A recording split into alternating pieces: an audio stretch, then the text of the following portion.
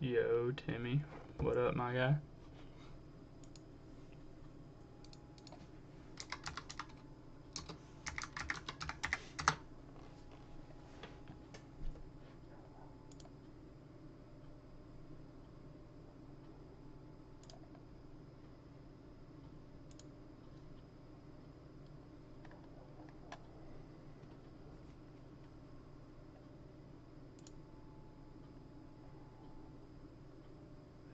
Hey guys, Tim here. I'm going to be ranking every Gobblegum from worst to best in Black Ops 3 Zombies, and we're only going to be going over Mega Gobblegums, no classics, because A, classics are boring, B, the majority of the classics would be at the bottom of the list, and C, that just adds another 19 things I have to put in this video. So yeah, we're only ranking Megas, and we're excluding 2 Megas from this list, those being Flavor Hex and I'm Feeling Lucky. Those are randomization, and you can have 2 severely different outcomes, so there's no genuine way to rank them. Also guys, I'm gonna be honest with you, I spent an assload of time making this video, and you don't know how much time it takes to get all of this gameplay, and then rank them, and then produce this whole video. It took like 10, 12 hours. So you know what? If you could leave a like on this video, that would mean the world to me. But anyways, let's get into it. Number 42, the worst Gobblegum in Zombies, hands down, is Licensed Contractor. It gives you a total of 600 points while also rebuilding all barriers in the map. Not only is rebuilding barriers futile, however, it's completely useless and a waste of time and energy. Also, 600 points is pretty much nothing unless you're on round 3, in which case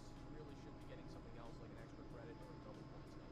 Plus, a while ago you actually had to spend 500 points to get a Gobblegum, now it's free, but back then you would only be making a 100 point profit, which was even more pathetic. But yeah, I don't think it's up for debate. This is the worst Gobblegum. Number 41, Unbearable. The Gobblegum that, when you get a teddy bear in the box, respins the box, and it stays for a little bit longer.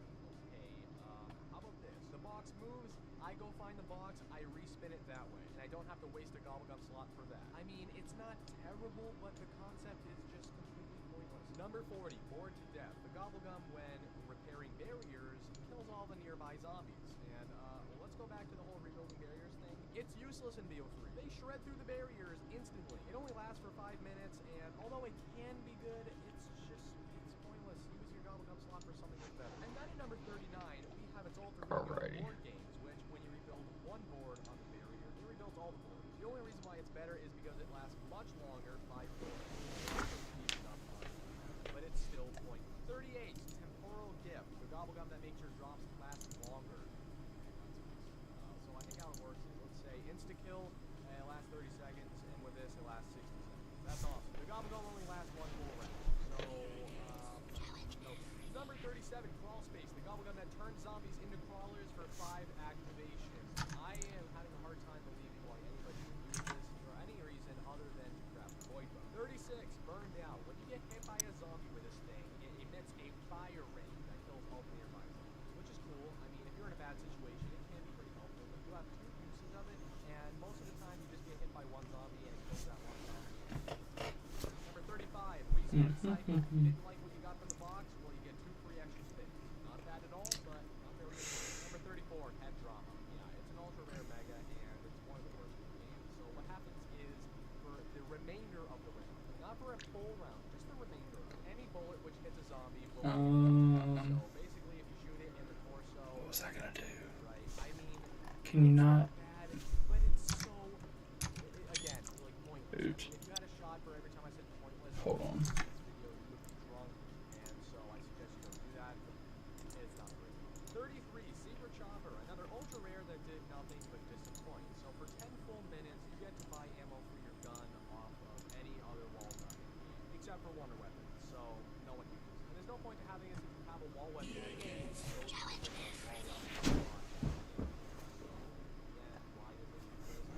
Ephemeral Enhancement, a Gobblegum that gives you 120 seconds of attack punch weapons, which isn't bad, especially in early round. But with Gobblegum like wall power and crate power that exists, there is no need for it. Number 31, Dead of Nuclear Winter, which grants you 2 nuke power-ups, which again can be helpful for certain situations. Like if you're stuck and you need help, it's there. But if that's the case, I would rather have it in plain sight, because then at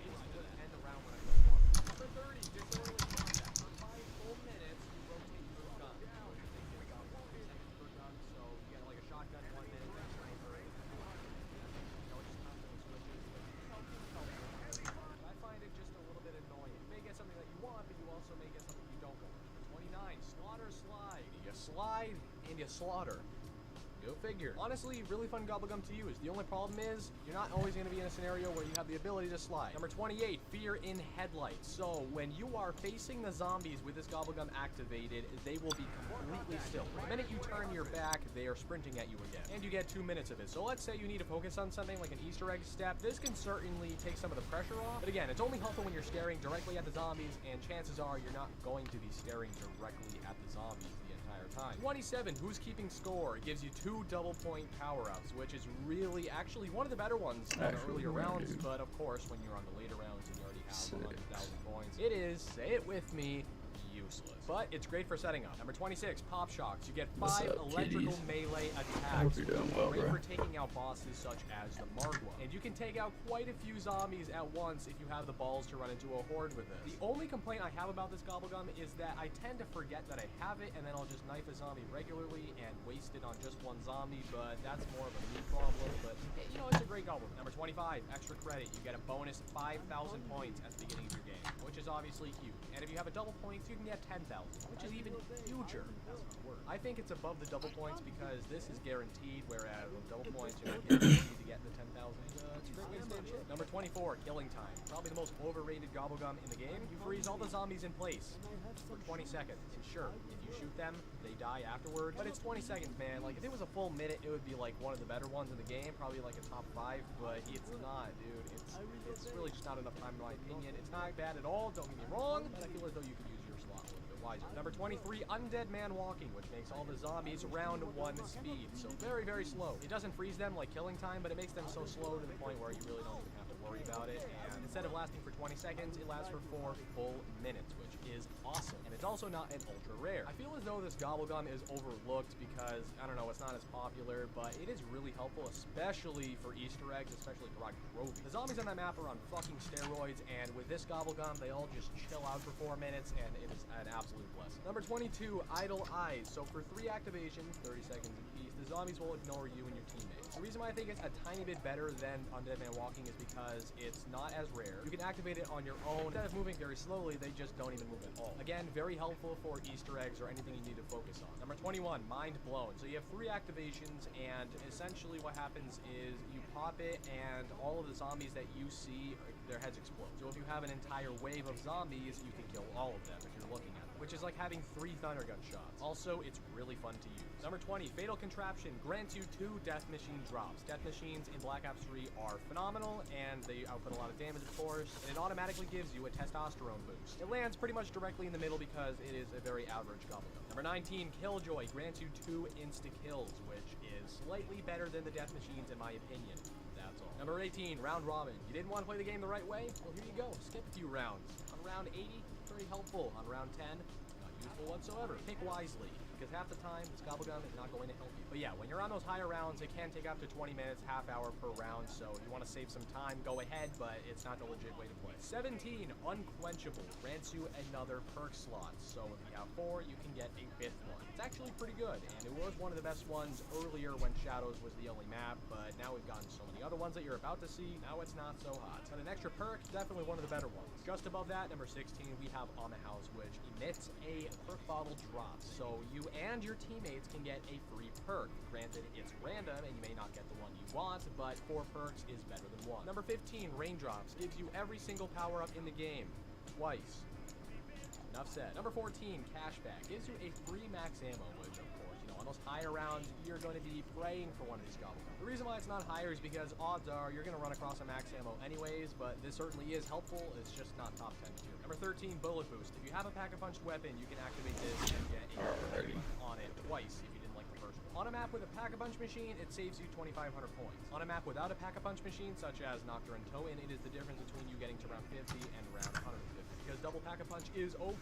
Number 12, Wall Power, gives you the ability to Pack-a-Punch a wall weapon as you purchase it, which of course on maps without a Pack-a-Punch machine is a huge difference. It's still helpful on maps with a Pack-a-Punch machine. It can speed up your game and give you some extra damage on those earlier rounds. Number 11, Crate Power. Works the same exact way except with the box, and again, very, very helpful because box weapons include some wonder weapons, which makes it better than the wall power. Number 10, Phoenix Up. The gobble gum that says, hey, I'm a good teammate. If somebody goes down, or if multiple people go down, you can revive them with a click of a button, and they retain all of their perks, which is terrific. Honestly, one of my favorites, because it makes people think that I'm a good Zombies player, and it makes them think that I'm awesome. And also, it does save me the trouble of having to go over there and revive them. Number 9, Soda Fountain. You purchase one perk and you get a free one. So very easily, you could have all the perks on the map. The only problem is, once you have 4, you can't do any more unless you have like an extra perk slot of some sort. So on a map like Origins, this is awesome, and on some other maps, it's not as awesome. It's basically a crippled perkaholic, and it's still one of the better ones. Number 8, Aftertaste. There's 2 different abilities, one on solo, one on co-op. So on co-op, if you get revived with all your perks. It's pretty awesome, and a little bit overpowered because you get it for 3 full rounds. On solo, it works the same exact way if you have quick revive, except you lose your quick revive, so it really only revives you once with all your perks. Definitely one of the better ones in the game, and it comes in at number 8. Number 7, Profit Sharing. You and your teammates can share points with each other if you're in the nearby area. So for instance, if you kill a zombie and get 100 points, then everyone else gets 100 points in your game. Fortunately, I recorded this at 3 a.m. and I wasn't playing with anybody, but hopefully you get the idea. On earlier rounds, this is extremely overpowered, especially if you have a double points, because you can be getting thousands upon thousands of points. The only reason why this isn't higher is because eventually you're going to hit a point again where you're on a high round and you're not even going to need points. Also, it's useless on solo, but goddamn, is this gobblegum good. Number 6, Perkaholic. You get all the perks on the map instantly, which is obviously a bonus. It not only saves you thousands of points having to buy the perks, but it also gives you all of the extra perk slots. It could be higher, but it doesn't make you invincible. You can still very well go down and lose all of your perks, and also, on Ascension, you're never going to want to use this because the monkeys will just take away all the perks, and you'll have wasted a gobblegum. But yeah, still a really good gobblegum, makes the game stupid easy, and it comes in at number 6. Number 5, Immolation Liquidation. Grants you 3 fire sale drops. I've already done the math in a different video, but here we go again. You get 15 spins on solo with all 3. If you happen to have 4 people in your game, that's a total Yes, of 60 Adam. spins. Yes, this is gobblegum ranking. 950 for 1 box spin normally. The fact that you can About have 10. picked out and ready to go for the rest of the game on round 1 for only like 50 points or something, like, you know, that's just a crazy idea. Not to mention, you could literally get the wonder weapon for 10 points. Although it's not a guarantee you're going to get the guns you want, you're more than likely going to get it. And it makes the game way too easy for setting up, but it still is a really fun and useful gobblegum, and it's definitely one of the best ones in the game. Number 4, Shopping Free. For an entire full minute, you get to run around and open up everything in the map for free. You can buy perks for free, you can get guns for free, open up doors, pack-a-punch, everything for free for a minute. Needless to say, it's extremely overpowered. It takes all of the struggle out of the first half of your game, so, I mean, it can be good, especially if you're trying to do an Easter egg, but you really should avoid this if you want to play the legit way. This is definitely one of the most disgusting Nice. ones, but, you know. Number 3, Self-Medication. I didn't actually realize how good this gobblegum was until I had to get gameplay for it. So, if you go down, you get automatically revived so long as you can kill a zombie with a ray gun, which is certainly manageable. And you have 3 activations for it, so you have 3 chances at life, and you get all your perks back when you get up. So it's like Aftertaste on steroids. So again, if you just want to have an easy game, don't be afraid to pop this one. Number 2, Power Vacuum. Where to begin?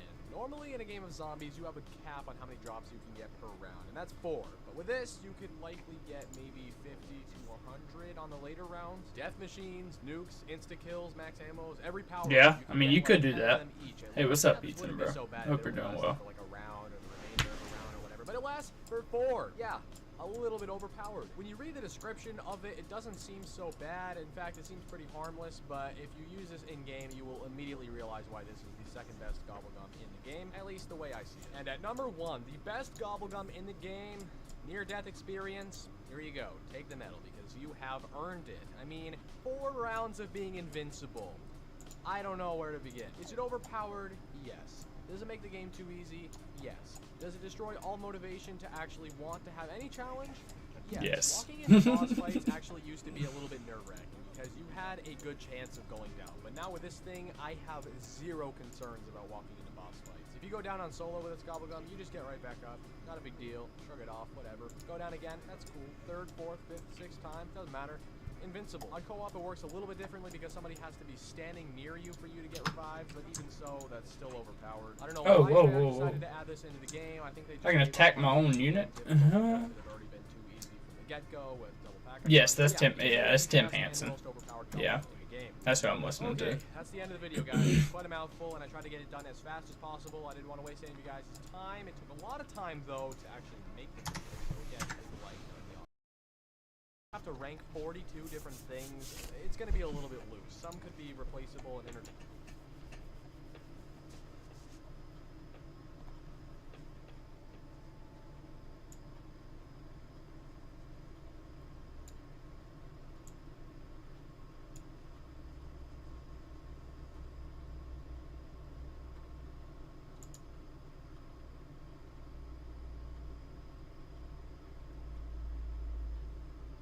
Hello, how are you guys doing today? Hopefully fantastic. I'm Tim. I have been heavily anticipating this moment for a very long time, since the beginning of BO4. Alright, today we are going to be ranking every single Treyarch Zombies map from worst to best. From World at War all the way to Black Ops 4. There are 32 maps. It's quite the task, but I'm very excited for it. I was born ready for this. Years ago, I did this exact video excluding BO4 because the game had played at that point. So I'm going to be doing an updated version, and I'm going to be including some other maps that I refused to rank in that outdated video. So there's a lot more on the table here. And I've also realized since making that video that no matter how many times I stress that this is an opinion-based video, it will never be clear to 100% of the audience. So for the vast majority of you who watch this and agree to disagree, I appreciate that. We can all disagree. We are not going to have the exact same list, especially with this quantity. We all value different things in Zombies maps, and we have different play styles, so we are bound to have different opinions. Ranking is based on a culmination of factors. It's very complex. It has a lot to do with gameplay, design, story, aesthetic, pretty much everything blended up together. It's going to be very difficult. A lot of these maps are going to be interchangeable. I'm sure if you and I had a long discussion for hours on end, we could swap a few of them, but I have a pretty good idea. Hey, I appreciate it, bro. If you could leave a like on this video, that would be magnificent. And don't forget to subscribe so you don't miss future content like this. I also have a link in the description to some posters that I think you'll really enjoy. Without further ado, make sure to get comfortable. This is going to be a lengthy one. Let's get into it. Coming in at your number 32 spot, the worst Treyarch Zombies map of all time, we have Bus Depot. It's not a surprise. All you have on this map is a mystery box. No perks, no power, no pack-a-punch. This is bare bones survival, and that's what this map was made for, is to test your ability to survive.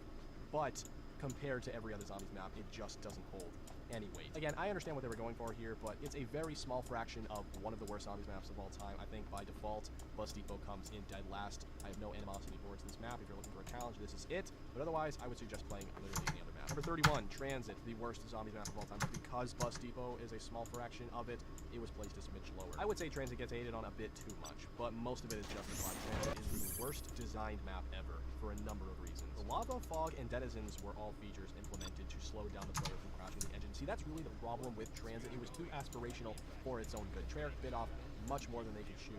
Transit being on last gen was its downfall. If this was a next gen map, this would be a completely different story. It would be a completely different map. But because of the last gen limitations, Transit had to implement these cancerous features to slow down the player from crashing. Treyarch, more specifically Jason Blundell, actually discussed this.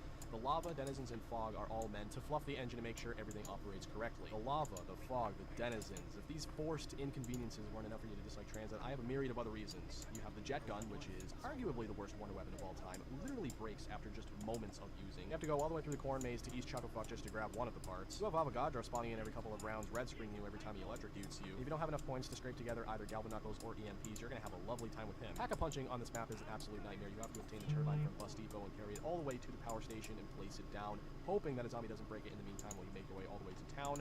And if that door isn't open at that point, you have to go all the way back, get another turbine, and retry it, rinse and repeat until the odds are stacked in your favor and you actually get into that bunker. And you have to build the pack-a-punch machine. And of course, your method of transportation, the bus, is less of a safe haven and more of a complete hazard. It's inconsistent, unreliable. You can get trapped in there. Head often leaves when you don't want him to. There are so many reasons to avoid the bus and just stay in one part of the map. And speaking of parts of the map, most of them are completely irrelevant. And the one good part of this map, town, doesn't have a single weapon in it. And if that wasn't enough, you have the Victus characters battling on through the whole thing. So this map has very few redeeming qualities. I don't feel as though all of the hate is deserved, but this is, without a doubt, objectively speaking, the worst designed map of all time. Sure, I have memories in this map. Sure, you can have a fun time with friends in this map.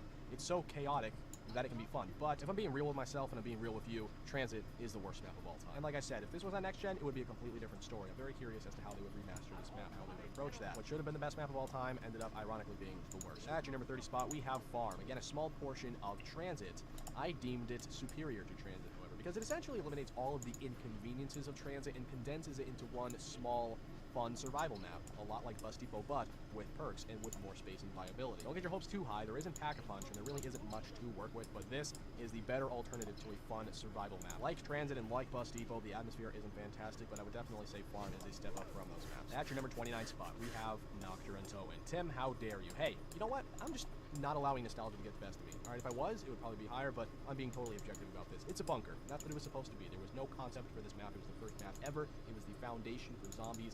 You can't expect much, but you also can't expect much, and that's why it's this low. There are different versions of this map. The Black Ops 1 version has the Thunder Gun. It also has Mule Kick and a couple of other editions. And in the Black Ops 3 Zombies Chronicles Remastered, you have the Wonder Fizz machine and the Gobblegun machine, but really what we're focusing on is that World at War version, that basic, bare bones map.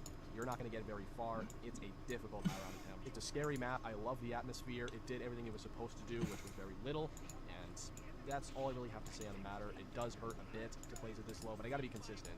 It is just as primitive as these other maps I've talked about thus far. Right above it at the number 28 spot, we have its slightly better older brother, Verrückt, which does everything that Nox does, but with perks and with an electric trap.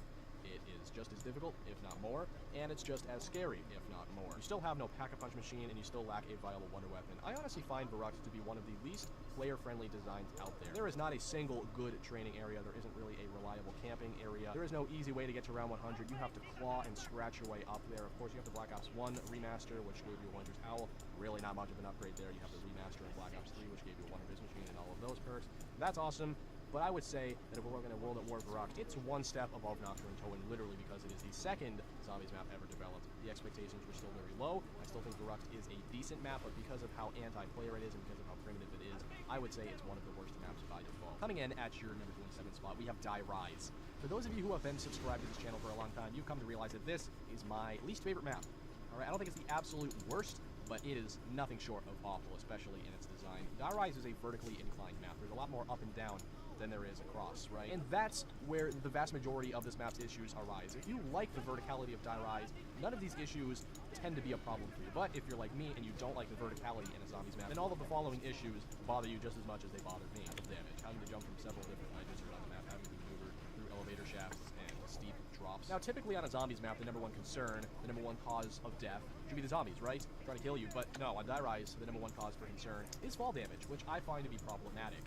This isn't Jumping Simulator, this is Zombies. And of course, there's the counter argument, get good, lol, which I understand. You know what? That's completely fair. Sometimes I time my jump poorly and I pay the consequences for it. But let's be real, most of the time when people fall to their deaths, they're surrounded by a horde of zombies and they have no other choice but to frantically jump off and just miss it, falling to their death. Game over.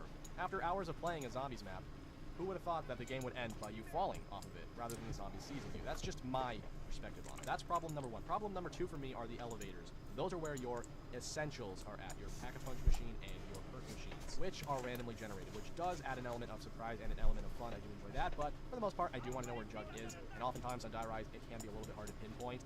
The elevators can crush you pretty easily, and you can also lose a Pack-a-Punch weapon if it decides to move on you. And oftentimes, you're just waiting for the elevators to either move up or down. It's just all a big waiting game. The boss zombie of this map, the Jumping Jacks, are unoriginal, complete rip-offs of the Nova Crawlers. The worst perk of all time was introduced on this map as well. Who's Who, the Easter egg, the characters, the story, all largely uninteresting, similarly to Transits. Again, my issue with this map is how prevalent fall damage is and how easily your game can be totally over after so much effort just by slipping off the map. And that's another thing. The one weapon of this map is Liquefire, one of the few redeeming qualities of this map. Genuinely an amazing wonder weapon, but it acts as a catalyst towards your own demise. See, this wonder weapon slips the zombies and the player. Use it towards a ledge, be extraordinarily careful, otherwise it'll fling you right off the map. I would say that if the wonder weapon, the thing that's supposed to be aiding your survival, is working towards your detriment, there's a larger issue at hand. The majority of the map is disgusting looking, and not necessarily scary, like a Nocturne Towin or a Verrückt, just dirty. The rooftop is aesthetically pleasing. I typically stay up there. The Trample Steam was not going to fix all of Die Rise's issues. This is my least favorite map of all time. I don't think, objectively speaking, it's the worst. And I understand a lot of you guys out there do like Die Rise. Again, we have different opinions. I'm sure that there's going to be a map up at the top of the list that I love that you despise, and that's just how it is. At your number 26 spot, we have Voyage of Despair. This map had a lot of potential, but unfortunately, it was poorly executed. The Easter egg especially. I felt as though that could have gone a number of ways. The glaringly obvious one being saving the ship from sinking. I thought that could have been a really cool concept, but they didn't do that. And though the atmospheric collection is on the Titanic, somehow the atmosphere feels empty. It's sort of bland, primarily on the outside of the ship. On the inside of the ship, the color scheme is an improvement. but somehow it lacks that intangible zombies feel. Personally, at least. I'm sure you can disagree with that. That's problem number one. Problem number two is the general design. It is very difficult to distinguish different areas of the map because of how similar everything looks. Typically on a zombies map, there's this area, and then there's that area, and they're different. But on this map, everything sort of looks the same. On the inside of the ship, everything is sort of a clusterfuck, which is why I primarily train on the outside of the ship. And on the outside of the ship, there are many small obstacles in the way from me forming a comfortable terrain. Activating the Sentinel artifact isn't much of a chore, but unflooding the bottom half of the map sort of is. I would say there is an overwhelming amount of boss zombies on this map. I realize that's a BO4 problem at large, but on this map specifically, you have the Catalyst zombies, you have the Blight Fathers, and you have those Requise-looking dudes that spawn in every round, and the problem is they don't really reward you at all for killing them. They just sort of exist, and they sort of just annoy you. The Kraken is a good wonder weapon, but the upgrades are a bit underwhelming, and it's not the most practical wonder weapon. It is very fun to use, and it's very unique, I'll give it that. But really, Voyage of Despair lacks the intangible qualities that a good zombies map has. I guess you could say it's a personal thing, but really, this is the least favorite of BO4. People prefer the other maps far more than this one. I would definitely say this is at the bottom of the barrel. At your number 25 spot, we have Blood of the Dead. This is one of my least favorites because of how much I like Mob of the Dead. They took Mob of the Dead, my favorite map of all time, and sort of butchered it in the Black Ops 4 engine, but the design was the biggest issue for me. It felt totally unnecessary, the changes they made. They took a lot of integral parts of the map out, like the bridge, and they implemented a bunch of unnecessary ones to fill up space. I realize Richtofen Laboratory is essentially the storyline, but for gameplay, I'm out of there by round 2, and I don't ever come back for the rest of the game. There's no reason to. Really, that goes for the whole first half of Blood of the Dead, that whole new area, that new facilities area. And there aren't many reasons to go to the Warden's house. They sort of stretch themselves thin in terms of design, and they blended up Mob of the Dead and really didn't execute it as well as they could have. A moving Pack-a-Punch machine to me also felt unnecessary, and the Hell's Retriever, which used to be one of the most important parts of Mob of the Dead, is totally decentralized by equipment. When you obtain the Hell's Retriever, it takes up your equipment spot. You know what else takes up your equipment spot? Your Wraithfires. Your Wraithfires deal infinite damage. So Wraithfires existing totally decentralize your will to go after the Hell's Retriever or the Hell's Redeemer. The Blundergat continues to be one of the better wonder weapons in zombies, now with a new variant upgrade in the Magma Gat, which is better. And what's also pretty good is the atmosphere. You're supposed to feel as if you're in hell, and I would say that is portrayed nicely. The storyline is interesting and bears significance, but cannot top that original Mob of the Dead story with the 4 gangsters in Alcatraz. Mob of the Dead set a very high bar, and Blood of the Dead did not come close to it. Much of the design felt unnecessary. It doesn't flow nearly as well as it used to, and honestly, I never find myself playing Blood because I can go on BO2 and play Mob instead, which is far superior. At your number 24 spot, we have Shi no Numa. What separates this map from the other World at War maps is the viability of survival. I realize in the World at War version, it's completely glitched. There's a 24 zombie cap that you can get to essentially unlimited rounds, but really what you're working with here is a Wunderwaffe, which is very good. You have a lot more space. You can actually train. You have the Flogger, which was badass. You have the introduction of the Hellhounds. Generally, a more pleasant survival. The atmosphere is hit or miss. It's a swamp. It's not delightful. Many people don't like it, but many people, like myself, don't mind it and find it actually to be a very good atmosphere. So take what you will from the map. The design of this map is pretty straightforward. You have a central hub and 4 branching ones, each one containing a randomly generated perk, which I find to be one of the more fun qualities of this map. Don't get me wrong, the mud is a pain in the ass. There's still no Pack-a-Punch machine. There are many issues with Shi no Numa, and it's very primitive, but it definitely surpasses the other World at War maps we've gone over thus far. And honestly, Shi no Numa, in my opinion, is the most underrated zombie map of all time. We are focusing on the World at War version. There is a Black Ops 1 remaster and a Zombies Chronicles remaster, each one better than the last, slightly enhancing each experience. But the World at War version, though glitchy, though the easiest map of all time because of it, is still not a bad map. Coming in at your number 23 spot, we have 5. The Pentagon. One of the best concepts for a zombies map. Truly a remarkable setting. I love the characters, I love the unique story, I love the atmosphere. I love damn near everything about the map, except for the design of it. Is very Hey, simple. I appreciate This a map was dance, bro. straight from the Hope you're campaign. doing well, bro. There is a legitimate question as to whether or not this even should have been a zombies map, but it was, and although it wasn't perfect in design, it worked. However, there are some design flaws. First and foremost, your wonder weapon is the Winter's Howl, not particularly good. The only other means for infinite damage on this map is the electric trap, which is placed in a very inconvenient location, not practical sending the zombies through there because you yourself can get trapped in that very small room upstairs. It's very much out of the way. The only good training area on this map is on the middle floor in the war room. I suppose downstairs you can make the Forsign lab work, but really, this is a solo map. There's only one good training area. Everyone else is sort of screwed, has to camp in the elevators, try to make something work. It's very, very difficult. The map is very condensed, very close quarters. It's just not an ideal high rounds map. It really strangles the player. And the weapons just aren't powerful enough to counteract that. I feel as though the player is too weak on this map, and the map is too imposing on the player. Some people really enjoy the challenge, and I do to a certain extent, but there are plenty of other maps that do all what 5 does, but better. Getting around the map can be difficult, and teleport is very inconsistent. Hey, that's good, bro. The Pentagon Thief At least they is finally one of hit the you primary back. factors in this map. I That's a personally good find thing. it actually very good. A very healthy challenge. A very minor chaos that stirs everything up and makes everything interesting. He runs around the map stealing your weapons. If you kill him, you're rewarded with a fire sale and max ammo. A bonfire sale if you kill him without him touching you. That is a great risk/reward ratio. I really appreciate the Pentagon Thief, not many people do, but I can see why people don't like him as well. 5 is nowhere near perfect in design, but it does know its place. It's a challenging map. If you enter this arena, you're going to be kicked in the ass, and you best be prepared for it. There was a Pack-a-Punch machine. There were a lot more features than a lot of these other maps we've discussed thus far, but 5, I definitely feel, is not at the top of the list. Number 22, Dead of the Night, the least marketed zombies map of all time. Did you even know this map existed? Not many people do. This, like most BO4 maps, was a great concept, but was poorly executed for only a couple reasons. Honestly, I don't have many complaints about this map, but the ones I do are pretty major. I love the atmosphere. A giant mansion in the middle of the wilderness filled with zombies, with werewolves, with vampires. It's a Halloween nightmare come true. I don't have many complaints with the design itself. I think everything is sound enough. I really enjoy the Alistair's Folly. It's a hybrid of the ray gun and the Blundergat. It's a very unique wonder weapon. But there are some major things that went wrong with this map. Number 1, the boss zombies are overwhelming.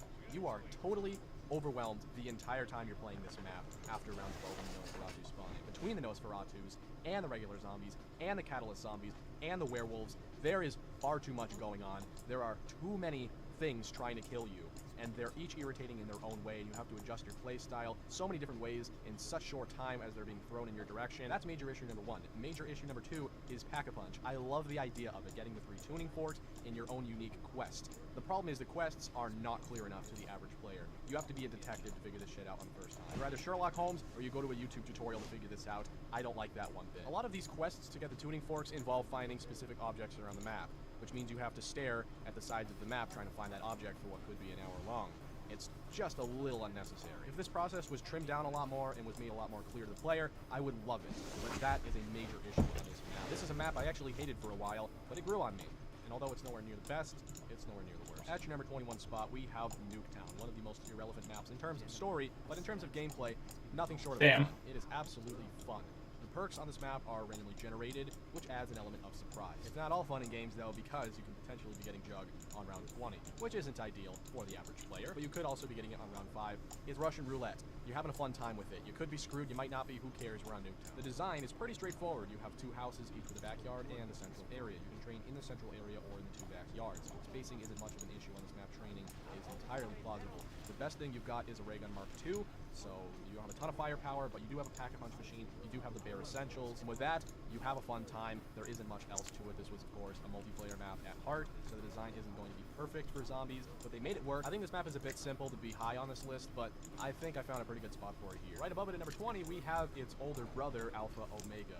Its brother that finished its college degree, but still isn't perfect. The design is far different than the original Nuketown. There are 2 layers to it now. The top layer, the original map, is scrambled up quite a bit, and the bottom layer, containing the bunker now, which essentially doubles the size of the map. The Pack-a-Punch machine and the perk machines are in dedicated locations. The element of surprise had been erased, for better or for worse. Alpha Omega has a layer of complexity to it, in which Nuketown didn't originally have, which I don't think it was supposed to have. Nuketown was never aiming for that. Nuketown was aiming to be a fun map. Alpha Omega carried that on, but made it a little more complicated. Whether that's good or bad, I'll let you decide, but personally, I didn't find Alpha Omega to be a groundbreaking map. It didn't really change anything. In fact, the one weapon of this map is the Ray Gun Mark II once again, but with different elemental upgrades.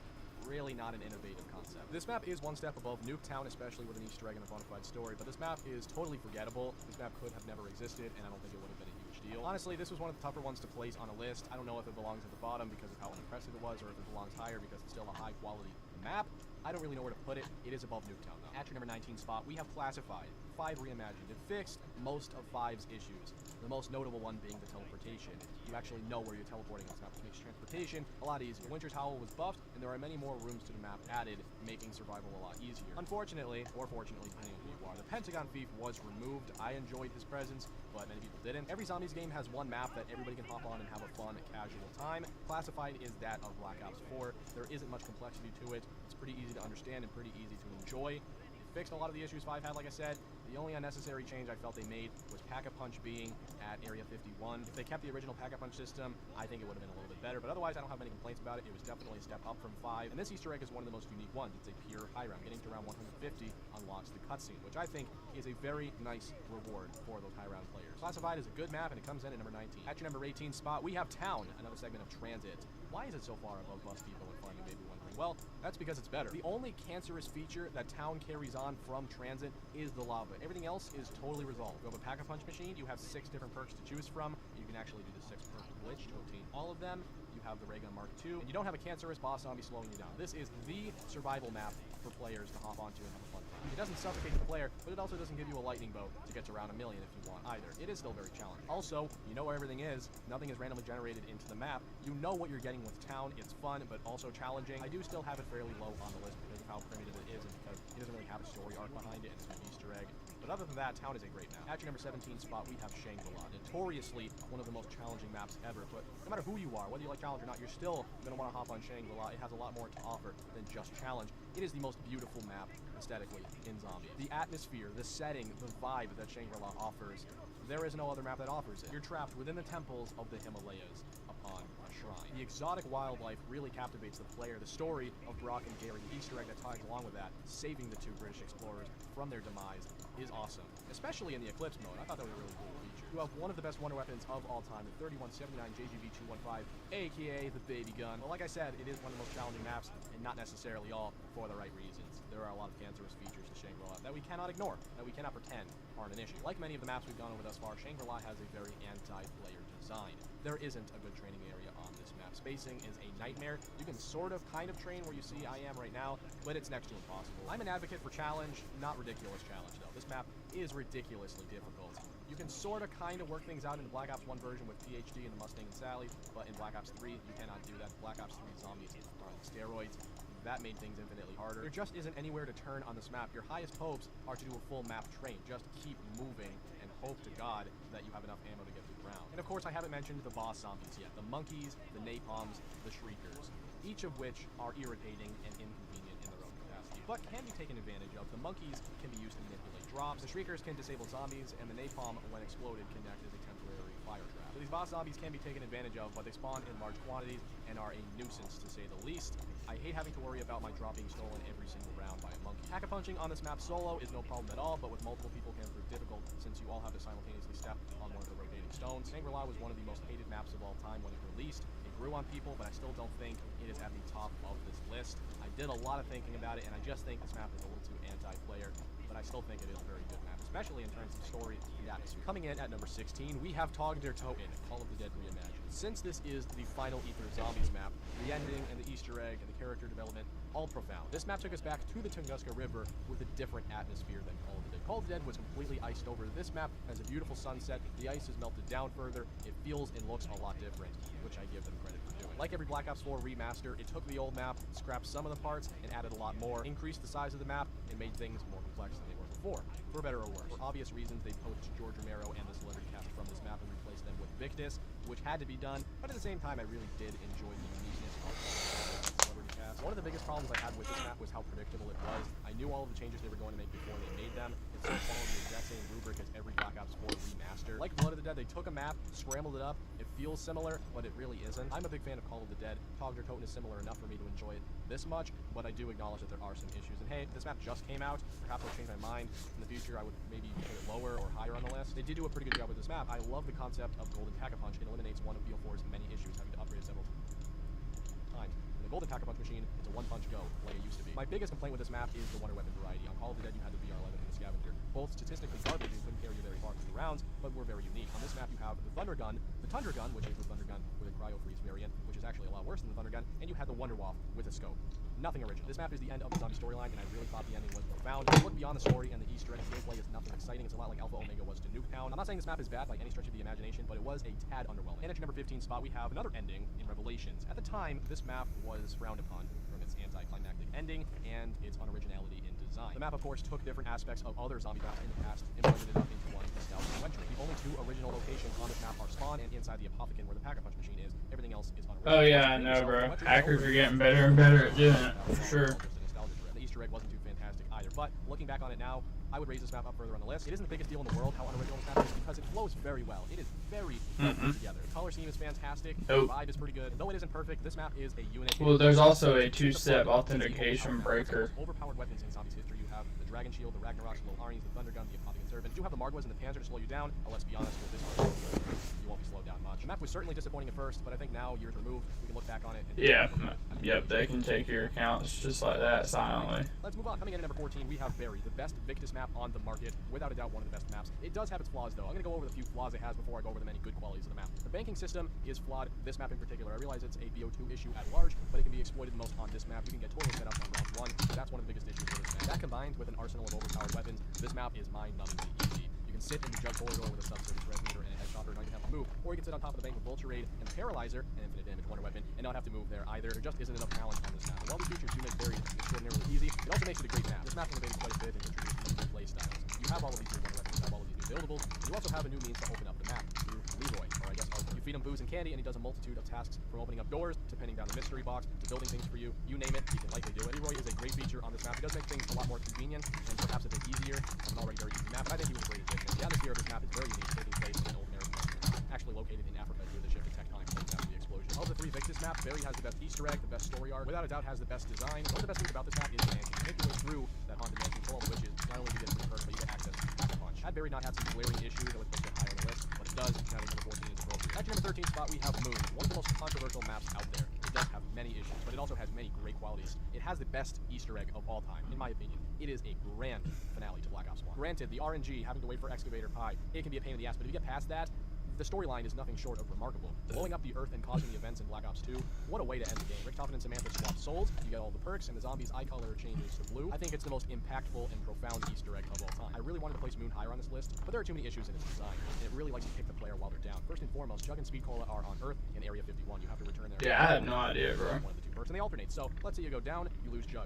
You have to go to Earth, go back to the Moon, and then go back to Earth to get Jug because they alternate. And usually, it's not even because you go down, it's because you bump into the Cosmonaut who headbutts you and steals one of your perks, who proves to be one of the worst bosses in COD Zombies. Silently lurks around the map, grabs you, has his way with you, and steals your belongings. The excavators are essential for the Easter egg, but once you complete it, or if you choose not to even do it, the excavators are just a pain in the ass. You have to constantly go back to spawn, which is a hike. This is a massive map. You have to deactivate it every couple of rounds. The anti-gravity is a pain in the ass as well. In the BO3 remaster, I felt as though that issue was resolved, as well as the atmosphere and the aesthetic of the map. In the BO1 version, my god, everything's gray. Everything is bland and soulless. But in the BO3 remaster, it worked a lot better. In fact, the Biodome on the Black Ops 3 version, seriously a beautiful segment of the map. You can tell that that is what they were going for, but couldn't in last gen. So it does have its issues, and it has many minor inconveniences that stack up and make everything just generally irritating. But it did so many good things as well. The wonder weapon variety and the QEDs, the Gersh devices, the zap guns. You have the hacker, which does a multitude of things. You can open up doors cheaper, you can manipulate drops, you can give players points, you can hack the mystery box, or so many things you can do with that. Map size can prove irritating, especially when you need to go revive somebody and they're 1,200 miles away. But in the same breath, it allows a lot more training space and viability for survival. And a map in outer space on the Moon is unique, I would say. I do feel as though the pros outweigh the cons, but there are many cons. And the Black Ops 3 remaster is definitely the better alternative. They're not drastically different, but it is better. And I would say Moon belongs at number 13. At your number 12 spot, we have Zetsubo and Noshima. Once upon a time, when the map first launched, people hated it. It was frowned upon. Nobody liked it. But like most jungle maps, I've noticed, it grew on us. People now enjoy it more than ever. The design is beautiful. It's a very intricate map. Everything ties in beautifully together. It does have its issues, which I'll go over first, but it has many good qualities now that perhaps we didn't see at first. Assuming you don't run Mega Gobblegum, this map suffocates the player. You have to open up so many expensive doors. There are so many thrashers being thrown in your direction. You have such little to work with. You usually have an RK5 or some low-quality starting weapon. You don't have any perks. And while you're struggling to survive, you're juggling all of these fairly difficult tasks. You have to work on getting the Skulls non-Sapwa. You have to work on getting the KT4, the shield, turning on both power stations, which are times. You have to grab the parts for the gas mask, Pack-a-Punch. There are just too many things to be worrying about too early, and most of them are mandatory for a genuine survival. The biggest issue of this map is suffocating the player and forcing them to do way too much at the beginning of the game when they're vulnerable. But like I've always said, once you get past that, Zetsubo Noshima is a fantastic map. It has a great atmosphere and vibe taking place on a Pacific island with mutated plants and wildlife. It has a pretty good Easter egg, a pretty simple one. In fact, most of the Easter eggs are just simple.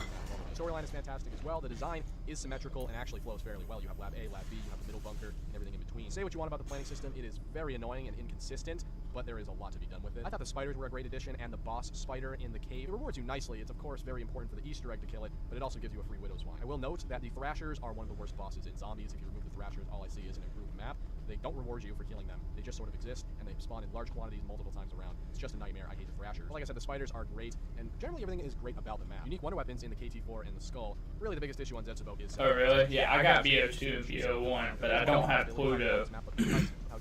I have the Steam versions. You really don't want to do it very often. There are other maps where they tedious and long setup process. For example, Origins. But on Origins, you're getting 4 elemental stabs. On this map, you're getting a Sliquifier reskin. So, I think it's a good map, but it does have its issues. Coming in at number 11, we have Call of the Dead, one of my personal favorites. I absolutely love this map, but I realize not everybody does, and there is one giant glaring issue with it, and that's the high rounds. I love the uniqueness and the duality of the wonder weapons on this map, the VR11 Scavenger. But like I said earlier, statistically, they are garbage, and they're not going to carry you very far through the round. The Scavenger will take you to about round 40, assuming you're running PhD. If you don't, you're going to blow yourself up. And then past that, it's going to drop off, and you're not going to be able to use it very effectively. The VR11 in general is sort of ass. You can exploit it with the zombie blood and insta-kill effect on co-op, but if you're playing solo, this isn't going to do you very good. It's helpful for the Easter egg, but that's about it. There isn't a trap that deals infinite damage to help you out either. You can obtain the Wonder Wop every time you kill George, but eventually you're going to run out of ammo to kill George with. So there just isn't enough firepower on this map for high rounders. Anywhere past round 40 is impressive. But aside from the high rounds, which is a pretty big issue, everything else is absolutely perfect. I love the cold, snowy atmosphere. I love the location taking place in a Siberian winter. I should Design isn't your get average plutonium. Yeah, I've tried, but I can't get it to run.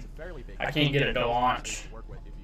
There is a moving pack-a-punch machine on this map, which is irritating at times, but it hasn't been a major issue for me. And a lot of people complain about Jug being far from spawn, how many doors you have to open to get to it. Well, honestly, I like that challenge. I love trying to get to the other side of the ship without Jug. It's not impossible, it's totally manageable, you just have to be careful. Deadshot Daiquiri was a great addition, and the best thing about Call of the Dead is the Easter egg, the story, the characters. Far into the future after the events of Conquer, Poe and George Romero uncovers lots of 935 research at the Tunguska River, and they film a movie there called Call of the Dead with the celebrity. I'm not sure. Danny Trejo, Sarah Michelle Gellar, and Robert Englund. It just told me that I forgot what it said. There was a message that it gave me saying something, I think.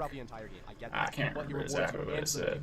He constantly follows you, shuffles around the map, battling on about... The firewall could also be blocking it. Yeah, that might be it too. Take him down, he gives you a death machine drop, and he gives you a free perk, a Wonder Wop if you completed the Easter egg, which does help a lot with the deficient Wonder Weapons on this map. So aside from the high rounds and the fog, I suppose, everything else was perfect, and I love Call of the Dead. As we crack the top 10, we have Ascension. Personally, I like Call of the Dead more, but Ascension's design is more sound. This map was ported straight from the campaign like 5, but unlike 5, has good spacing and has genuine training areas. It has a viable Wonder Weapon in the Thunder Gun. You also have the introduction of Matryoshka dolls and Durst devices. Stamina was introduced, PhD Flopper was introduced, the Lunar Landers were introduced. A lot of new things came with this map that innovated quite a bit. This was the first map with a main Easter egg, and by doing so, you were rewarded a 90-second death machine. Not a big reward, but it was the first. I love the story behind this map, and I love the atmosphere. There is that one issue, though, of this map being very easy because of how much space there is to work with, and because you have some very powerful Wonder Weapons. Really, all you need is the Thunder Gun and Jug, and you can get to around 200 in the blink of an eye. The Black Ops 3 remaster, of course, makes things a lot easier with the double pack-a-punch variants and so on. There is one thing that makes this map semi-challenging, though, and that is the Space Monkeys, of course, spawning in every couple of rounds to steal your perks. It is a pain in the ass, but they give you a free perk if you kill them without touching them.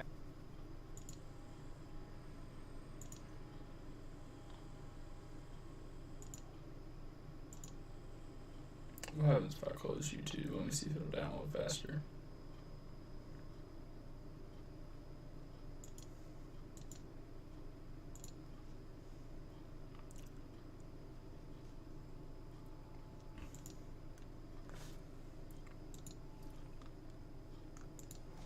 Let's see.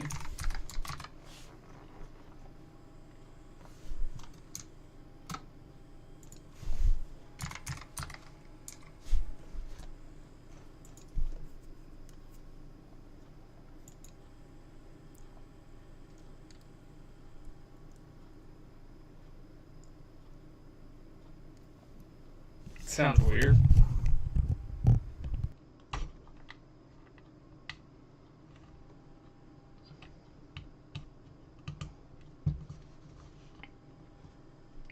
I do have it turned up.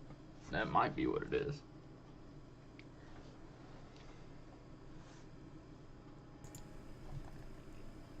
Oh, I know why. Alright, it should be good now.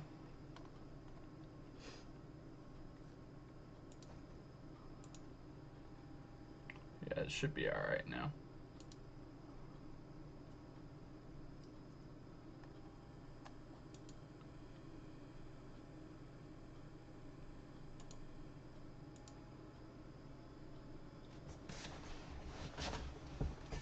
Yeah, it had my voice playing twice, basically. That's why it was weird. Because for some reason, it'll disappear every once in a while, so...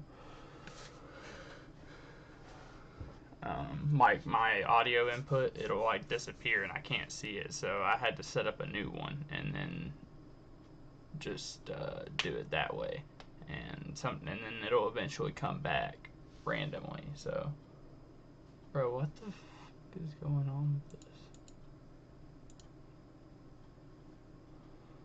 It should not take 9 minutes to download 4 megabytes. Yeah, I have all the DLCs for BO2.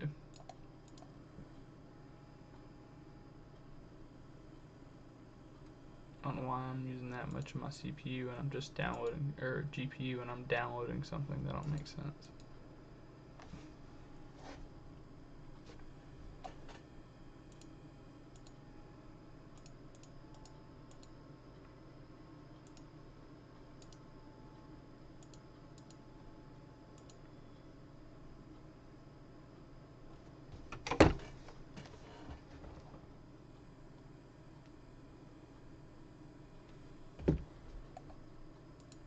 Hold up, the stream's gonna.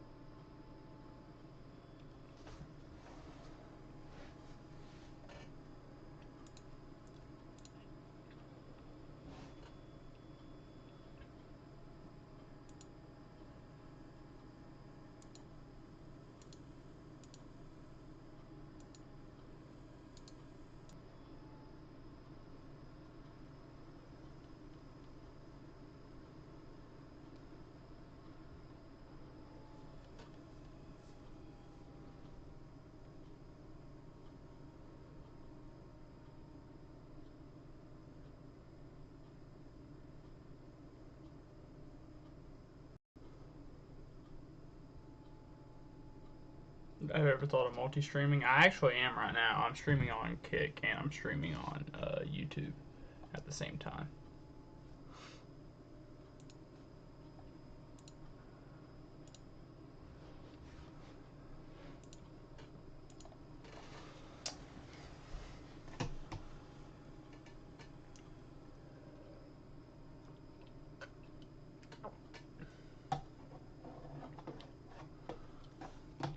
I would, but I already have like 200,000 accounts on Twitch, and I don't know the passwords to them, so I don't want to keep making accounts, you know.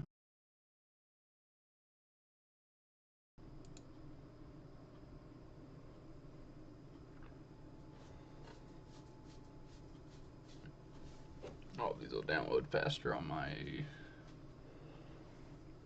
hotspot, so I'm gonna stay connected to it for a minute and let it download these update files.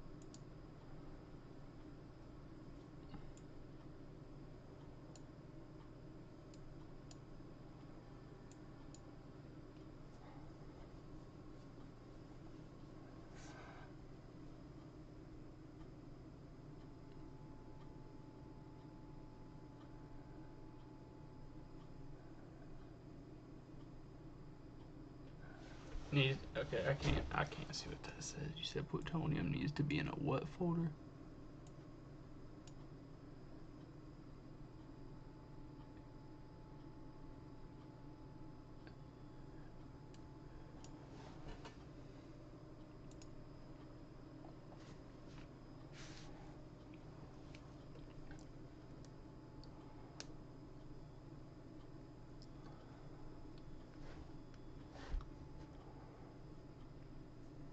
So you have to make a folder with Black Ops 2 in it and then insert plutonium into it.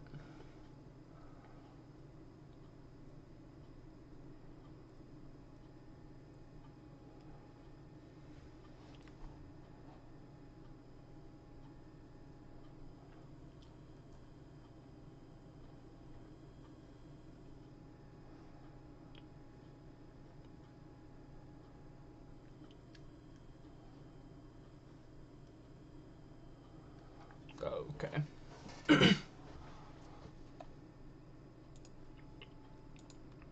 I tried to do that earlier, I think, with a game, and it didn't work, so we'll see what it does.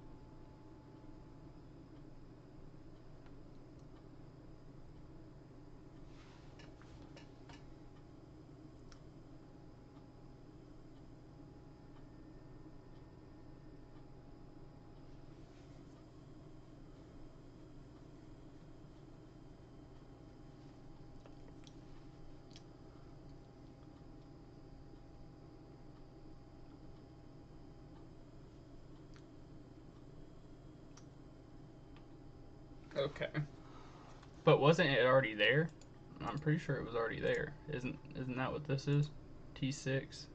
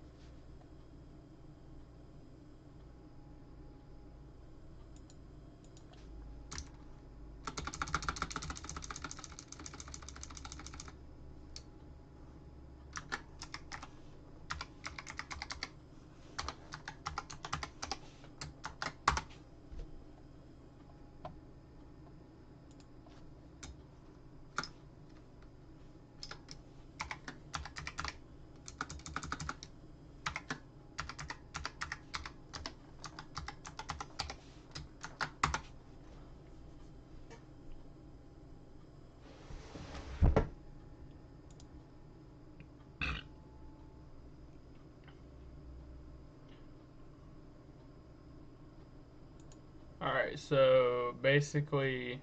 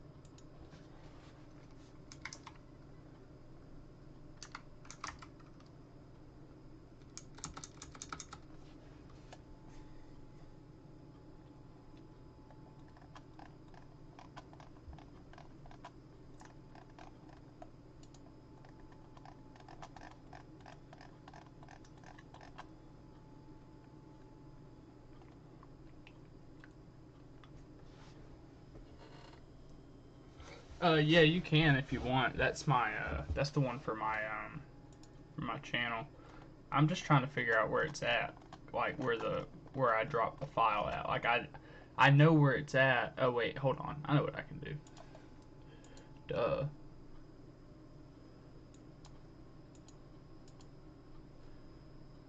Uh,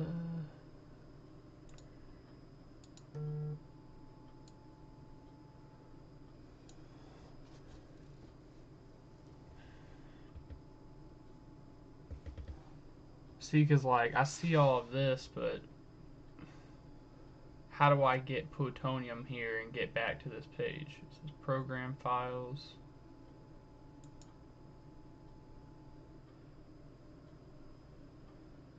Steam. Steam apps, common. Okay. So I can do.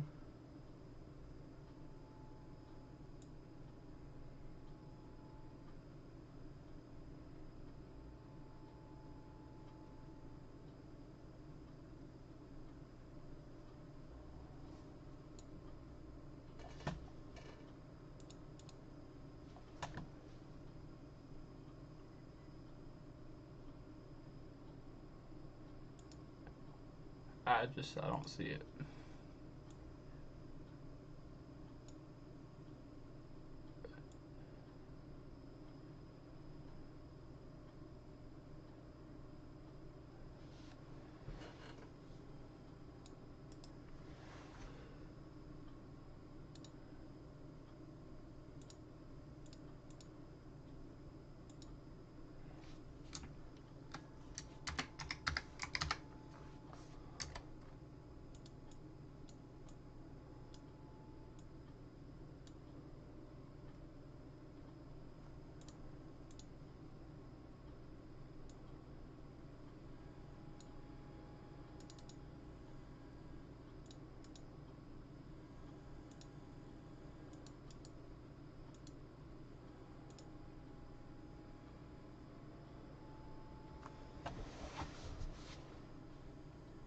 So what I just did, would that work?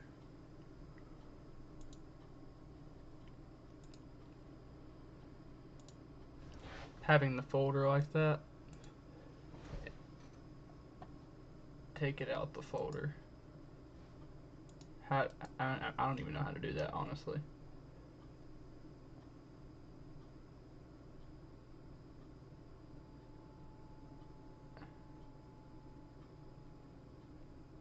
I honestly don't know how to take it out.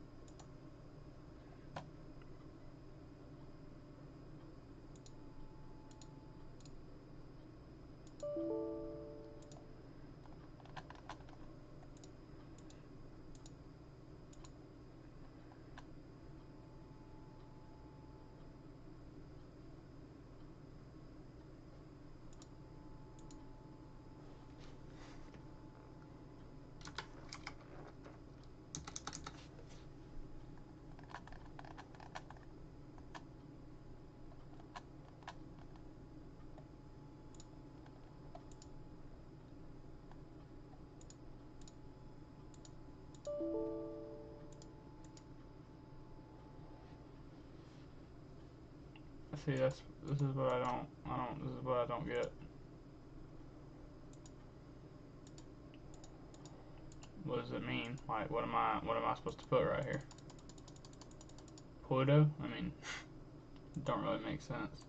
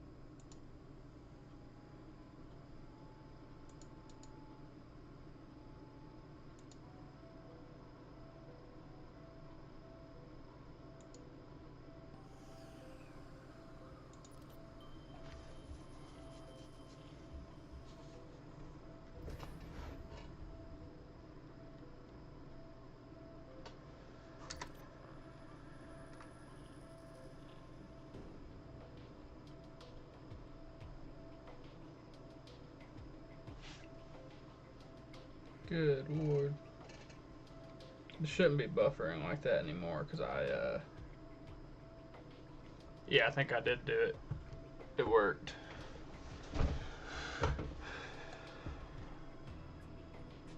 So, how do you make your own? Can you make your own server? Or do you have to join one of the ones already on there?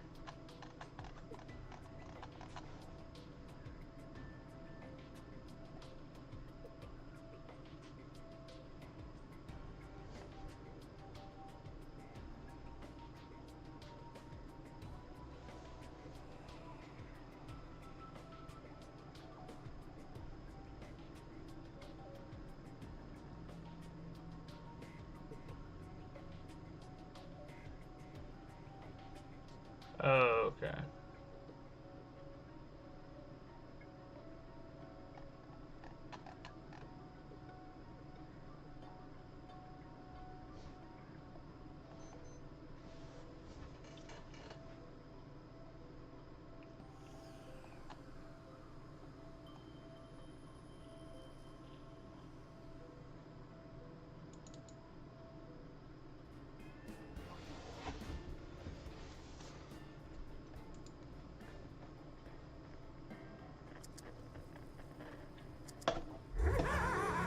Bye-bye. Yeah!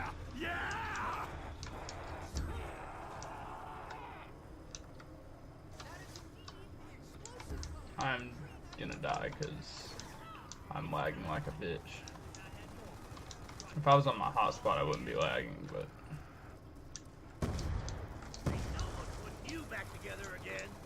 This is pretty cool, though.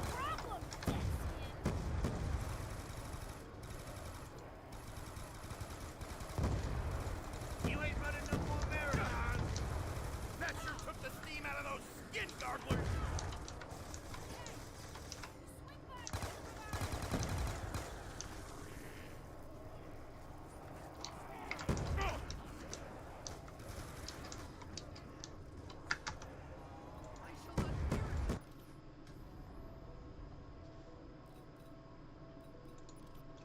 I don't know if it's that or my Wi-Fi just sucks.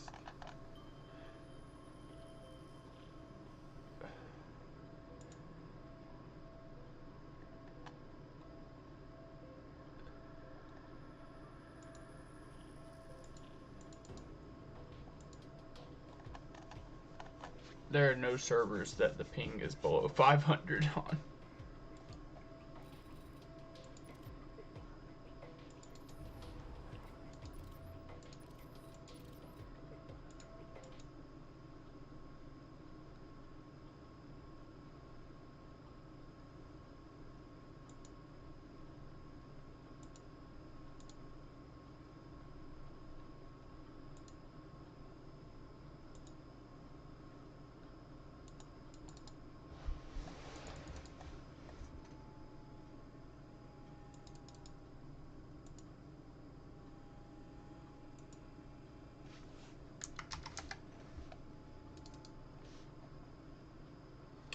I'm not even sure I have multiplayer installed, like the regular multiplayer, so I don't even think I can play it.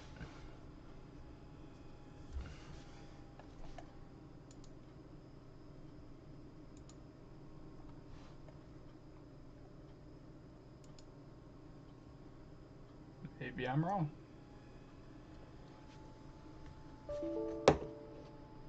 Yo.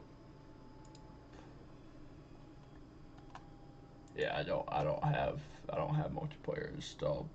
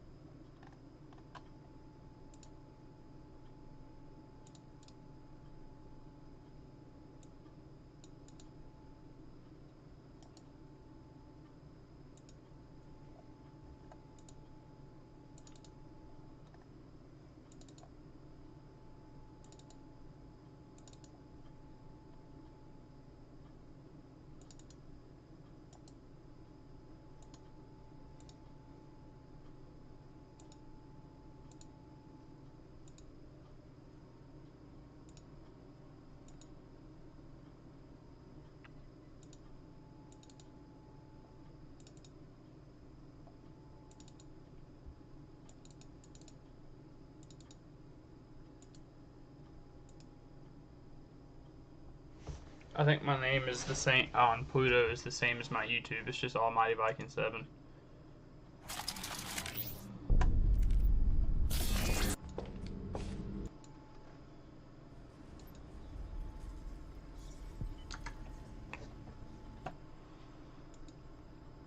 Ooh, hold on. I need to watch Tim real quick.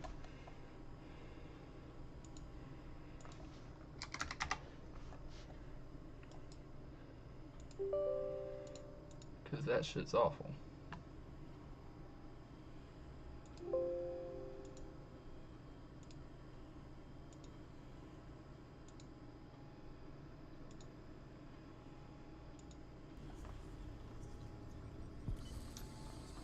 No, it don't work like that on here, huh? You said it was Cuba.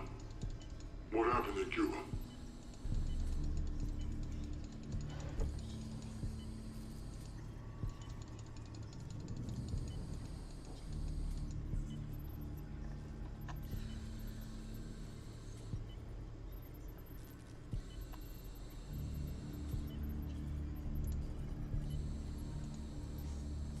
Was Castro involved? Okay, cool. Sounds good, sounds good.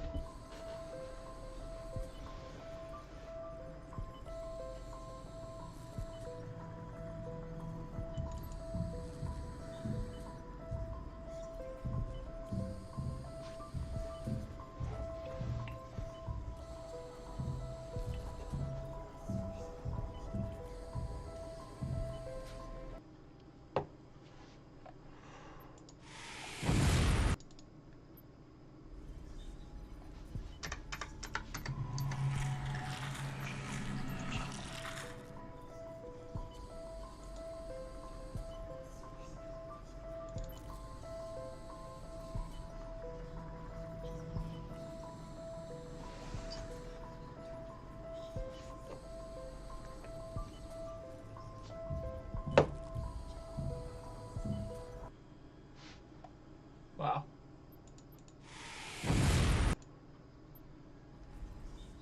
Well, at least I can play the patch on this, and I can play the patch on Black Ops 2.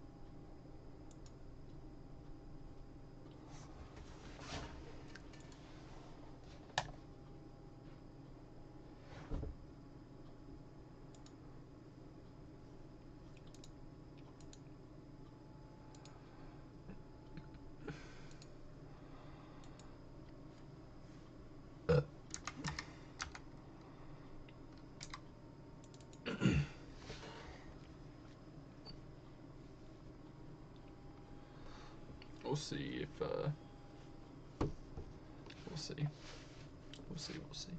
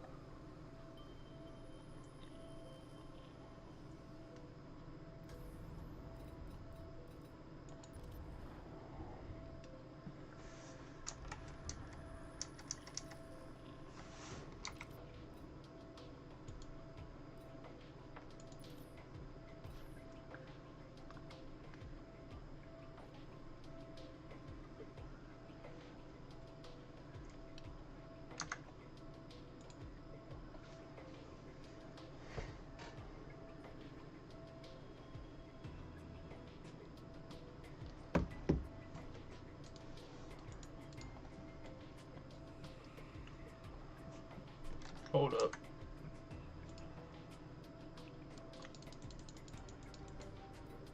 Alright. I'm ready. Oh. I'm reconnecting. Hold on.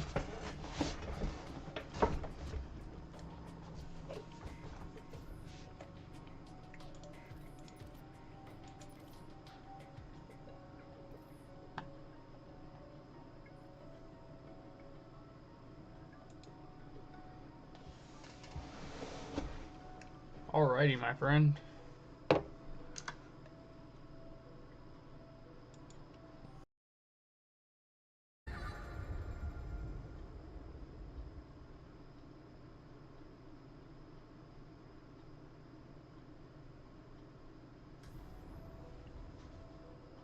Oh, it said server disconnected. Is it because we didn't get into the game fast enough? Or did I just